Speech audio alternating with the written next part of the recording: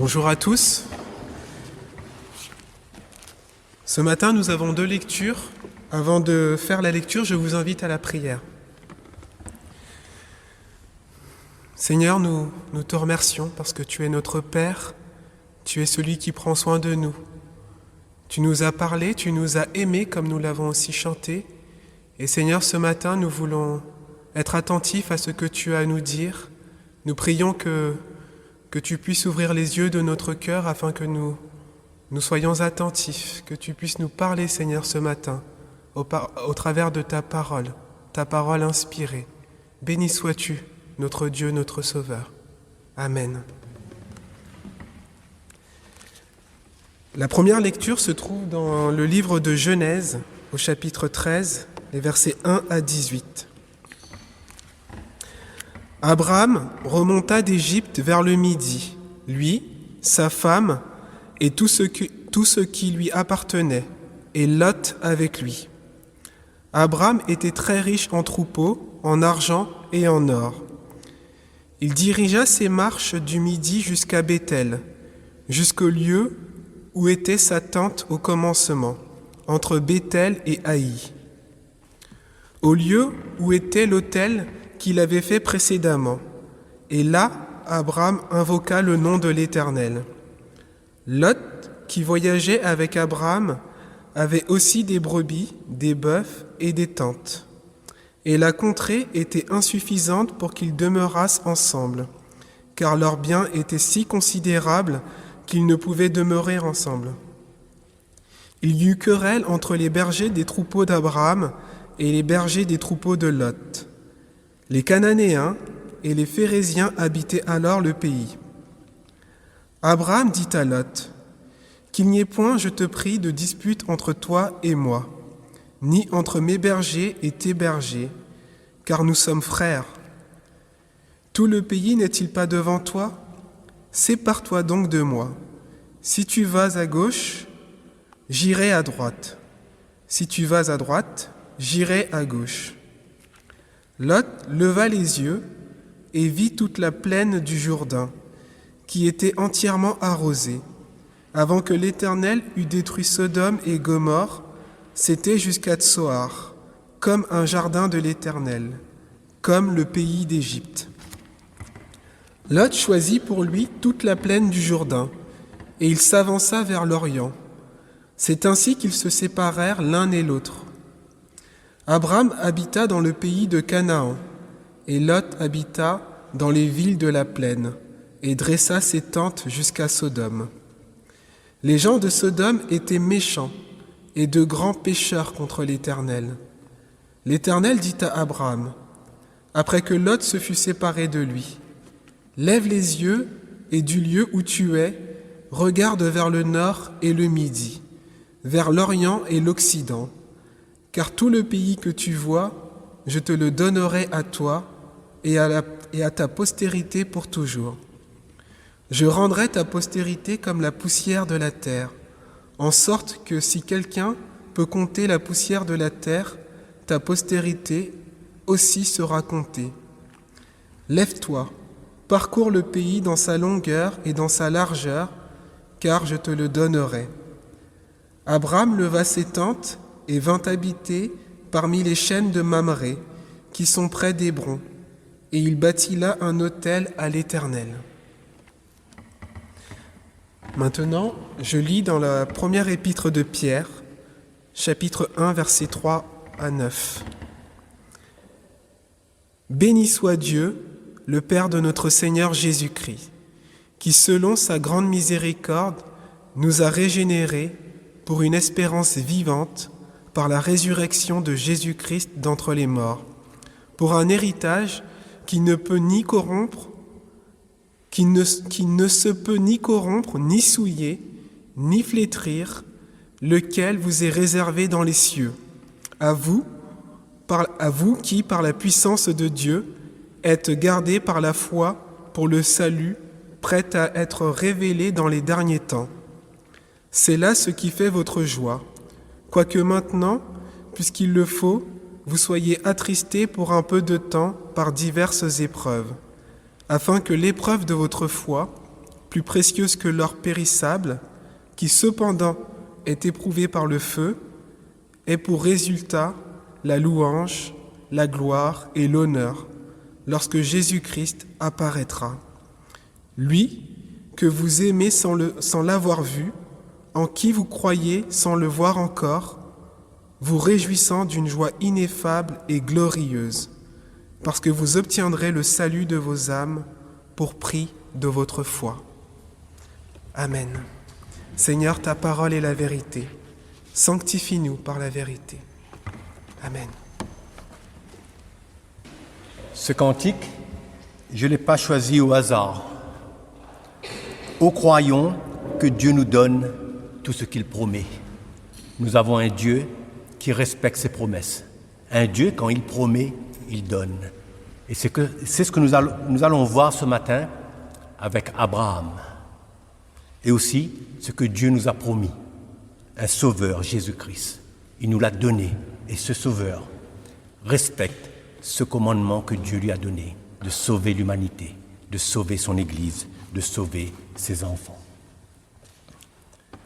Ce passage de Genèse présente une famille comme n'importe quelle famille.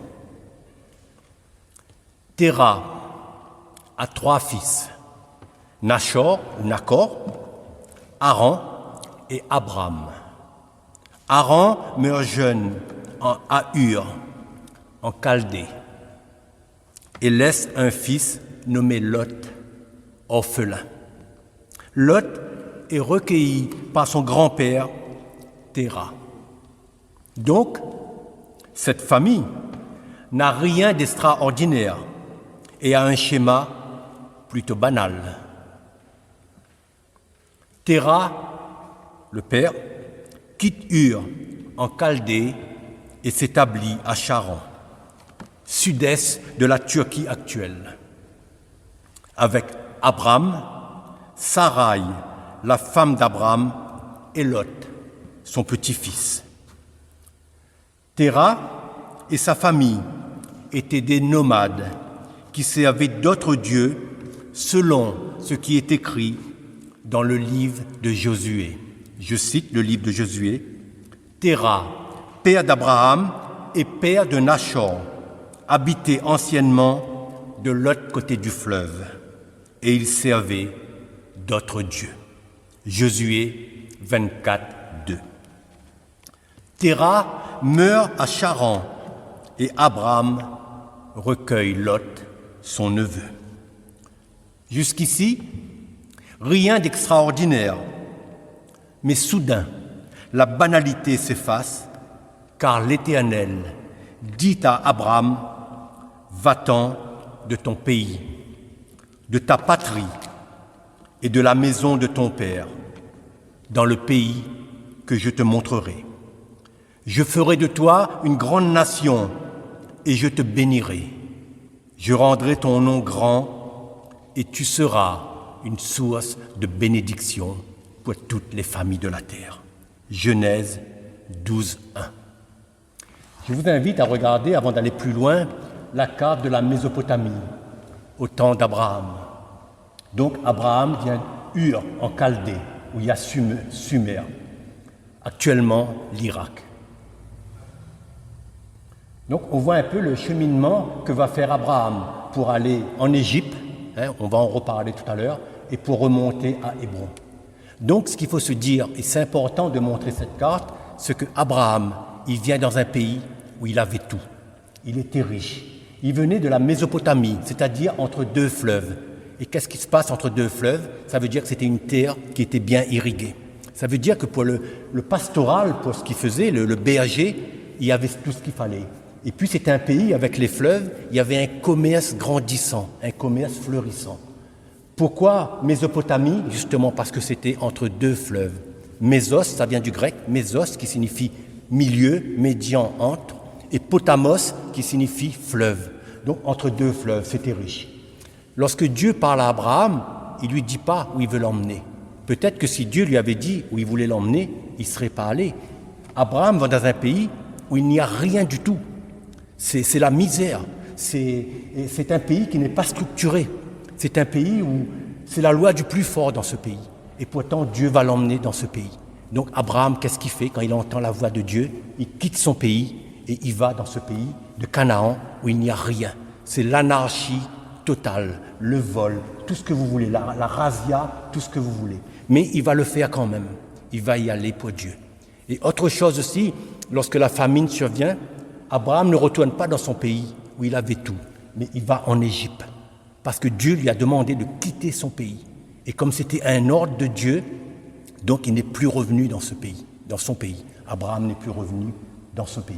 Voilà un peu le cheminement d'Abraham avant de quitter son pays, là où il est parti. Donc il avait tout à gagner dans ce pays. L'histoire de l'immigration nous montre que quand les gens vont dans un autre pays, c'est pour avoir plus, c'est pas pour avoir moins.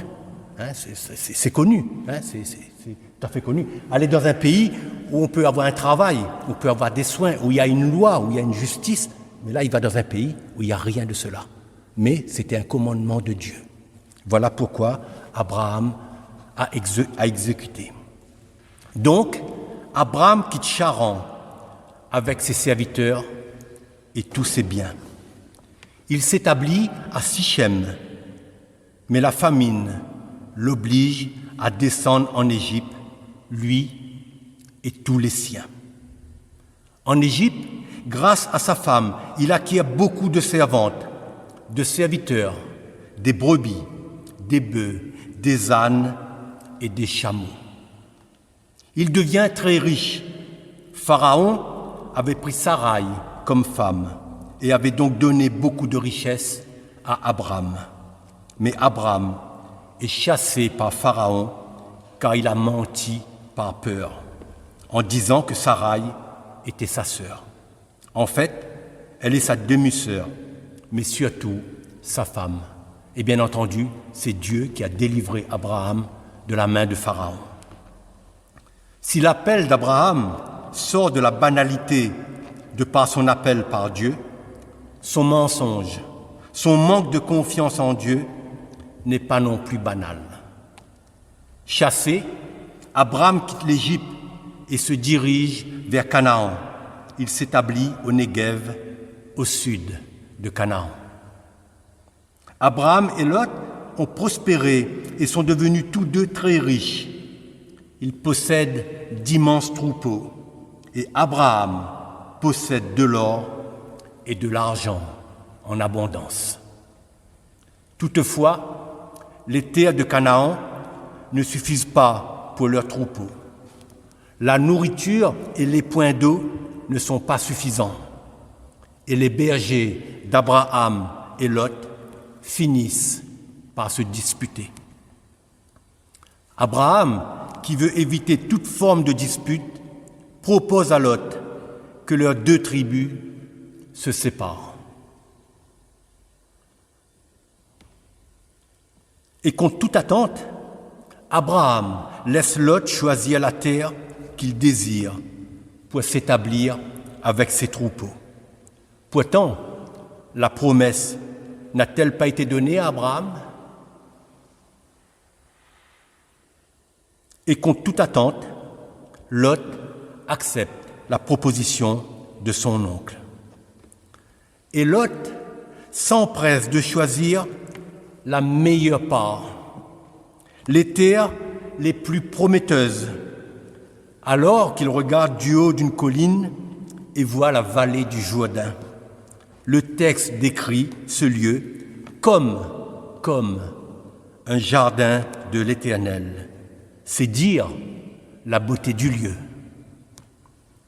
Lot a été accueilli, recueilli par son oncle.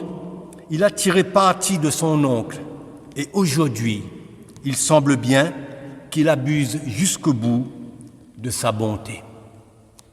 Alors, il laisse à Abraham les prairies moins verdoyantes avec des sources d'eau peu accessibles. Et que fait Abraham? Il accepte sans rien dire, sans émettre la moindre contestation quant au choix de Lot. D'ailleurs, n'est-ce pas Abraham qui a proposé à Lot de choisir? Après tout, Lot a choisi. Ici, il faut comprendre qu'Abraham place sa confiance en Dieu. Il ne s'inquiète pas. La leçon de l'Égypte lui a rendu un grand service lorsque nous lisons la Bible. Le texte précise toutefois que Lot s'établit jusqu'à Sodome, où les gens sont méchants, où les gens sont de grands pécheurs devant l'Éternel. C'est donc un endroit comme un jardin de l'Éternel, mais avec des gens méchants qui y habitent. Cela ressemble donc à un jardin de l'Éternel, mais ce n'est pas un jardin de l'Éternel au regard de ceux qui le peuplent. D'où ce questionnement. Lot a-t-il vraiment choisi la meilleure part? À cet endroit du texte, Dieu s'adresse à Abraham et à lui seul. Il faut se rappeler que la promesse a été faite à Abraham et que tout un chacun peut entrer dans la bénédiction d'Abraham. Encore faut-il le vouloir.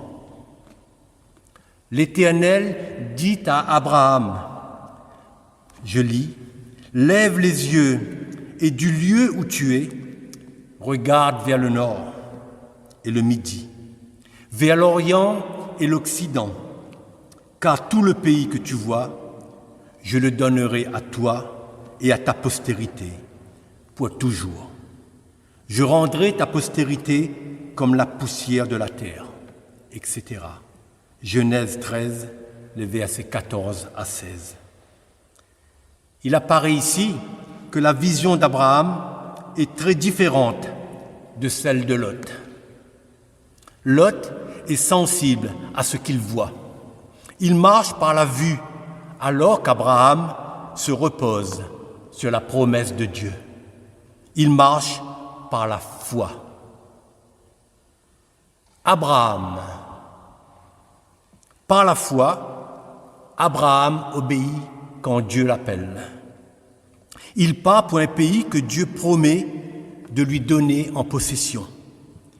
Il part sans même savoir où il va. Il vit près d'Hébron, dans le pays de la promesse, comme un étranger, nous dit la parole de Dieu. Par la foi, Abraham croit qu'il sera le père d'une grande nation, alors qu'il a passé l'âge de concevoir depuis bien longtemps et que Sarah est stérile. Mais il croit en la promesse de Dieu. Abraham sait qu'il ne s'installera pas dans ce pays. Il sait que cette promesse est en devenir. En effet, plusieurs siècles s'écouleront avant que les descendants d'Abraham prennent possession du pays de Canaan. Genèse 15, les versets 13 à 16. L'Épître aux Hébreux résume ce passage de Genèse et surtout fait entrevoir la pensée de ceux qui sont venus après Abraham. L'Épître aux Hébreux dit « C'est dans la foi qu'ils sont tous morts, sans avoir obtenu les choses promises.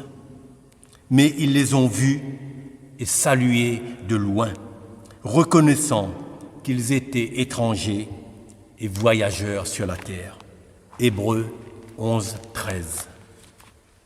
Voyons maintenant le cas de Lot. Lot vit dans l'immédiateté et désire ce qu'il y a de mieux. De suite, bien qu'il soit berger, nomade, Lot désire vivre comme un sédentaire et se rapproche de la ville. Il finira par s'installer dans la ville de Sodome. Visiblement, Lot n'a pas su quel était le Dieu unique que servait son oncle. Mais qui est ce Dieu unique? Lorsque Dieu donne la loi à Moïse, qui a été lu tout à l'heure, il lui est précisé que nul ne doit confondre Dieu avec les divinités des autres peuples. Le Dieu unique d'Abraham, d'Isaac et de Jacob, le Dieu de Moïse et le Dieu du peuple d'Israël, n'est pas un Dieu que l'on voit ou que l'on touche. Le Dieu unique n'est pas une idole que l'on peut tailler dans le bois ou la pierre, comme cela se faisait dans le monde environnant. Le Dieu unique n'est comparable à rien, ni personne. Il n'est ni le soleil, ni la lune, ni même les étoiles, comme en Mésopotamie. Non, Dieu est le créateur de tous les astres. Il est au-dessus de tout. Il est au-dessus de sa création. Le Dieu unique ne peut souffrir de représentation comme celle d'un animal ou d'un être humain, comme en Égypte. Le Dieu unique est un Dieu personnel que nul œil ne peut discerner. Il est au-dessus de toute création et n'est pas régi par ce qu'il a créé. Le Dieu unique est aussi un Dieu qui parle, qui s'adresse à ses créatures. Le Dieu unique se fait connaître par amour afin de conduire tout être sur la voie de la bénédiction. Il tisse une relation qui nécessite la confiance de la part des hommes. Rien qu'à voir le cas d'Abraham. Le Dieu unique se fait connaître comme un père et comme un père qui aime ses enfants. La vision d'Abraham et la vision de Lot ne sont donc pas compatibles. Lot a besoin des choses concrètes. Il a besoin de posséder, de voir la richesse pour vivre, pour avancer dans la vie. Alors qu'Abraham n'a besoin de rien sauf de Dieu. Lot pense avoir fait le bon choix. Pourtant, des chefs des alentours se rendent à Sodome, pillent la ville et capturent des habitants, dont Lot et sa famille, certainement pour les réduire au statut d'esclaves. C'est Abraham qui organise sa délivrance et celle de sa famille. Aussitôt fait, que fait Lot? Il retourne à Sodome, à son environnement, à son monde. Pourtant, dans cette ville, le nom de Dieu est souillé, mais Lot y demeure quand même. Après la capture de Lot dans cette ville, après sa délivrance et son retour dans la même ville, Dieu va plus loin et décide de détruire la ville. Nous connaissons tous l'histoire, n'est-ce pas?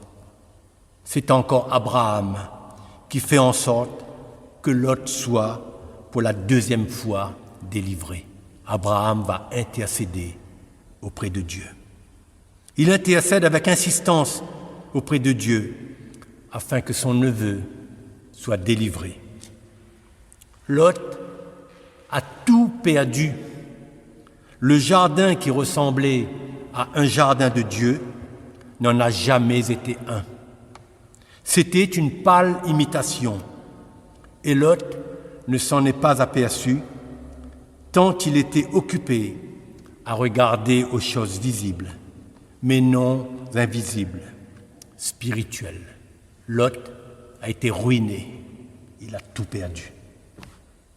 Si Lot avait chaussé les lunettes de Dieu, il se serait aperçu qu'il était pauvre, aveugle et nu, comme les chrétiens de l'église de Laodicée, décrits dans le livre de l'Apocalypse. Abraham, le patriarche fidèle, continue de prospérer. Il parcourt tout le pays que Dieu a promis à ses descendants. Il voit de ses yeux toute l'étendue de la promesse. Il a un fils avec Sarah, voyez, la promesse de Dieu. Isaac qui aura 2 fils, Ésaü et Isaac. Isaac aura Jacob, le père de 12 tribus d'Israël. Dieu a tenu à ses promesses. Dieu réalise une promesse de son vivant. Il a un fils, Isaac.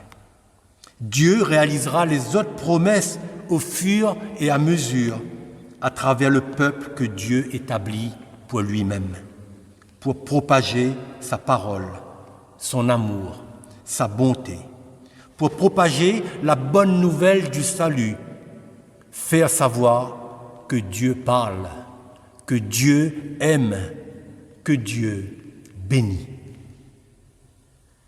Comment ce texte, ces 2 visions diamétralement opposées, nous parlent aujourd'hui?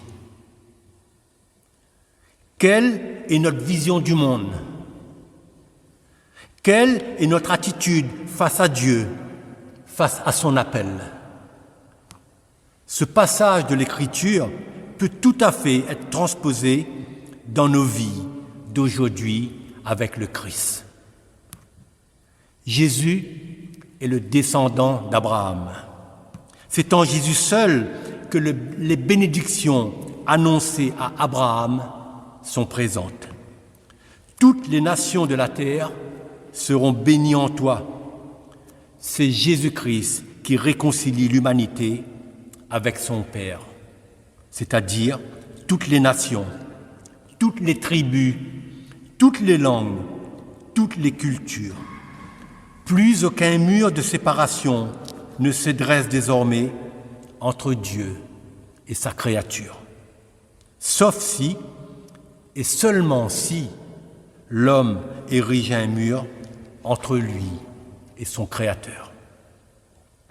Jésus est le Fils unique du Dieu unique d'Abraham. Jésus nous a réconciliés avec Dieu, avec le Dieu unique d'Abraham, car le salut vient des Juifs, nous dit l'Évangile de Jean, au chapitre 4, le verset 22. En Jésus, nous avons l'Esprit Saint qui nous est donné, une promesse de Dieu. En Jésus, nous avons la vie nouvelle qui nous ouvre le royaume à venir, la terre promise de la nouvelle alliance. En Jésus, nous devenons le peuple de Dieu, le temple de Dieu. En Jésus, nous marchons par la foi et non par la vue. En Jésus, notre vision du monde est renouvelée, pour ne pas dire transformée. Et, comme Abraham, nous connaissons Dieu comme un Père qui nous parle, nous met à l'abri et nous bénit. En Jésus, comme Abraham, nous regardons non point aux choses visibles, mais à celles qui sont invisibles, car les choses visibles sont passagères et les invisibles sont éternelles. Quels sont les choix que nous avons faits dans nos vies? Quelqu'un a dit une fois, « Dis-moi qui tu fréquentes et je te dirai qui tu es. » Mais la parole est aussi riche en mise en garde. Citons la parole de Dieu. Ne vous y trompez pas, les mauvaises compagnies corrompent les bonnes mœurs. 1 Corinthiens 15, 33. Ou encore, celui qui fréquente les sages devient sage, mais celui qui se plaît avec les insensés s'en trouve mal. Proverbe 13, 20. Lot correspond assez à ce verset. Mais chacun est tenté quand il est attiré et amorcé par sa propre convoitise. Jacques 1, 14. Et nous, sommes-nous attirés par les attraits de ce monde? Les convoitons-nous? Les considérons-nous comme des jardins de Dieu? Allons-nous fixer nos regards sur nos richesses, nos maisons, nos professions gratifiantes ou nos vacances au lieu de les fixer sur Jésus et ses projets pour nous. Toutes ces choses qui viennent d'être énumérées sont bonnes et c'est Dieu qui nous les donne. Si elles sont reçues comme des bénédictions de Dieu, en aucun cas elles ne doivent prendre la place de Dieu. Il ne faut pas confondre la bénédiction avec celui qui donne la bénédiction. C'est l'avancement du royaume de Dieu qui doit être notre priorité. C'est le passage de la parole afin que des hommes soient sauvés, qu'ils reçoivent le Sauveur et le Seigneur dans leur vie. Tout le reste n'est que secondaire. Quelqu'un de vrai, tant sur le plan spirituel que moral, ne triche ni avec Dieu, ni avec les hommes. C'est quelqu'un que Dieu approuve et sur qui on peut compter. Lot n'était pas assez vrai. Il était partagé entre son désir d'être riche et celui de plaire à Dieu. C'est ce que l'apôtre Pierre nous dit. Je lis l'apôtre Pierre. Dieu a délivré Lot, homme juste qui était affligé par la conduite immorale de ses contemporains sans scrupule. Car ce juste qui vivait au milieu d'eux voyait et entendait tout ce qu'ils faisaient jour après jour. Leur vie scandaleuse tourmentait son cœur honnête. Vous voyez, Lot était quand même déclaré juste devant Dieu. Lot est déclaré juste à 2 reprises. C'est donc qu'il a placé sa confiance en Dieu. Mais il a aussi fait un mauvais choix. Il n'a pas voulu quitter de lui-même Sodome, le faux jardin de Dieu. Sodome est le symbole de la révolte contre Dieu, où le péché règne. La Bible ne nous dit pas ce qu'il serait advenu si Abraham n'avait pas intercédé pour Lot. Toujours est-il qu'Abraham a eu foi en la bonté de Dieu pour sauver Lot, car Lot n'a pas cru bon de se séparer de cette ville et de ses habitants qui offensaient Dieu. Lot a vécu dans le compromis. Qu'il n'en soit pas ainsi pour chacun d'entre nous. Comme Abraham a fait confiance à Dieu et l'a suivi depuis la Chaldée, nous aussi suivons Christ sur le chemin qui conduit à la nouvelle terre promise, au royaume éternel de notre Dieu qui s'est révélé pour nous en Jésus-Christ. À Dieu soit toute la gloire. Amen.